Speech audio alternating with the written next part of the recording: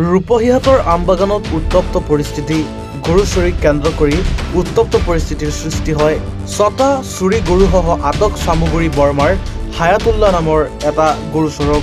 এখন বলেৰো পিকআপ বাহনেৰে নিশা গৰু চুৰি কৰি আহি হাতিয়াখালীত ই-ৰিক্সাত খুন্দিয়াই পলায়ন কৰোঁতে ৰাইজে খেদি খেদি জব্দ কৰে গৰু ভৰ্তি বলেৰো পিকআপ বাহনখন। চাৰিজনীয়া চোৰৰ দলটোৰ হায়াতুল্লাহ নামৰ এজনক ৰাইজে আটক কৰে যদিও আন তিনিজন চোৰ পলায়ন কৰে।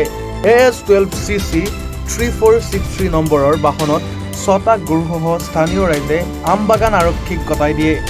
ঘটনাক কেন্দ্ৰ কৰি চেপা উত্তেজনা বিৰাজ কৰিছে আমবাগানত। ধৰকচোন আমি 8টা সাড়ে 8টা মান হ'ব, আমি চেণ্টাৰত ৰৈ আছিলোঁ আৰু পিছত 3টা গাড়ী মানে বেকফালে মানে খেজি গৈ আছে।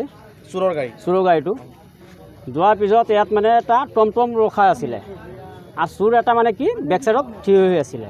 থিয় হৈ থকাৰ পিছত মানে যেতিয়া টমটমক খুন্দা মাৰিলে, মানে ইয়াত আৰু মাল আছিলে, টমটম পটল চটল আছিলে, তেতিয়া চোৰটো পৰি গ'ল গাড়ীৰ পৰা। পৰি যোৱাৰ পিছত ইয়াত বেলেগ ফালে পলাই গ'ল। পলাই যোৱাৰ পিছত আমিতো ইয়াত মানে গাড়ীৰ পিছত পিছা কৰিলোঁ আমি আৰু বহুত মানুহ পঞ্চায়তৰ ওচৰত ধৰা পৰিলে গাড়ীটো। ধৰাৰ পিছত ইয়াত আমি ক'লো আকৌ তাৰপৰা আহি পেলাই আকৌ ইয়াত পালোঁ চোৰটো ইয়াত আছে, বেলেগ এখন মানে লুকাই আছে। কিমান কেইটা গৰু আছিলে? গৰু 6টা আছিলে। চোৰ কেইজনা?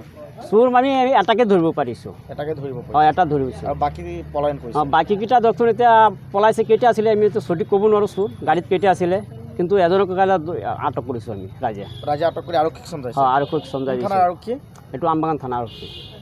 আমবাগান থানা আৰক্ষী। গৰুসমূহ কি কৰিছে? গৰু এতিয়া বৰ্তমান আৰক্ষীয়ে লৈ আহিছে জিমাত, গাড়ীটো লৈ আহিছে আৰক্ষীয়ে জিমাত। উত্তপ্ত পৰিস্থিতিৰ সৃষ্টি হৈছিলে?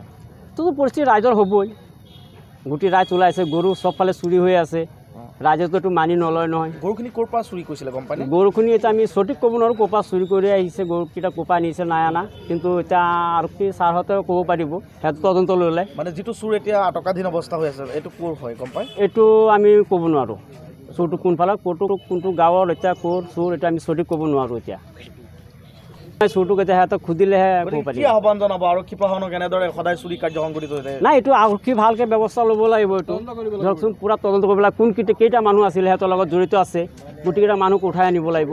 আৰু আৰক্ষী মানে গৰুটো মানে এনেকুৱা গৰু সদায় যদি চুৰি হৈ থাকে, ইমান ৰাইজে ইমান কষ্ট কৰি গৰু পুহি পেলাই যদি এটা গৰু লৈ গুচি যায়, কিছুমানে লঘোণে ভোকে থাকি পেলাই গৰুক পোহে, কিবা এটা অসুবিধাৰ কাৰণে বেচিবলৈ, কিবা এটা ছোৱালীক এনেকৈ বিয়া দিম, এনেকুৱা অসুবিধাৰ কাৰণে গৰু পুহি থাকে, সেইটো বস্তুবিলাক যদি চোৰে এনেকৈ চুৰি কৰি থাকে কেনেকৈ চলিব?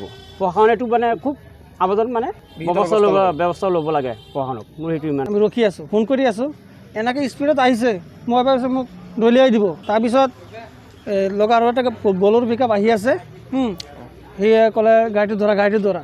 তাৰপিছত আমি গৈ আছোঁ পঞ্চায়তৰ ওচৰত গৈ ধৰিলোঁ আমি গাড়ী। এই গাড়ীখন? গৰু চোৰ গাড়ীখন। কেইটা গৰু আছিলে? গৰু আছিল 6টা, চোৰ 4জন আছিল নেকি? 4টা আছিল? 4টা আছিলে। পলায়ন কৰিছে? 3টা পলায়ন কৰিছে, এটা ধৰি আনিছে। এইটো আমাৰ তিনিআলিত ধৰিছে, কচাই তিনিআলি, ভাটিয়াখালী।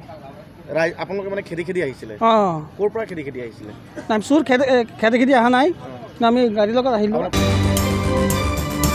ৰূপহীহাটৰ পৰা আমানুল্লাহ খানৰ ৰিপৰ্ট, এনিভাৰত 24। জুবিন গাৰ্গৰ গীতসমূহৰ ওপৰত আধাৰিত গানে কি আনে নামৰ এটা সুন্দৰ অনুষ্ঠান আপোনালোকৰ ওচৰলৈ আহি আছে অতি শীঘ্ৰে। অহা 15 আগষ্টৰ পৰা ধেমাজিৰ পৰা প্ৰথম অডিশ্যন আৰম্ভ হ'ব, আৰু সেই অডিশ্যনৰ যোগেদি বিভিন্ন কণ্ঠশিল্পীসকলে যিসকলে এই অনুষ্ঠানত যোগদান কৰিব বিচাৰে, তেওঁলোকে এই অডিশ্যনৰ যোগেদি আগবাঢ়ি আহক। আৰু জুবিন গাৰ্গৰ বহুত ভাল লগা গান আমি সদায় শুনি আহোঁ, আৰু আপোনালোকৰ যদি ভাল লগা গান থাকে, জুবিন গাৰ্গৰ আপোনালোকে গাই ভাল পায়, তেন্তে অডিশ্যনত যোগদান কৰক। মোৰ ফালৰ পৰা আন্তৰিক শুভকামনা থাকিল এই সম্পূৰ্ণ অনুষ্ঠানটোলৈ। ধন্যবাদ।